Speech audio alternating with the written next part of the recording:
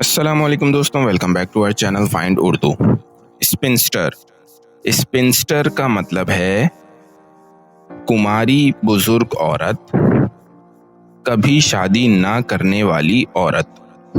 Sphincter एक पुराना लफ्ज है जो ऐसी औरत के लिए यूज होता है जो कभी शादी नहीं करती और ज्यादा उम्र तक अकेली रहती है। आजकल इस लफ्ज को थोड़ा नेगेटिव या पुराना समझा जाता है, इसलिए मॉडर्न लैंग्वेज में रेयरली यूज होता है। In old stories the sphincter lived alone in a quite village. पुरानी कहानियों में वो कुमारी औरत एक पुरसुकून गांव में अकेली रहती थी। तो दोस्तों, स्पिंस्टर का मतलब है कभी शादी ना करने वाली बुजुर्ग औरत, लेकिन आजकल ये लफ्ज कम यूज होता है। उम्मीद है अब आपको स्पिंस्टर का मतलब समझ में आ गया होगा। मिलते हैं नेक्स्ट वीडियो में। शुक्रिया।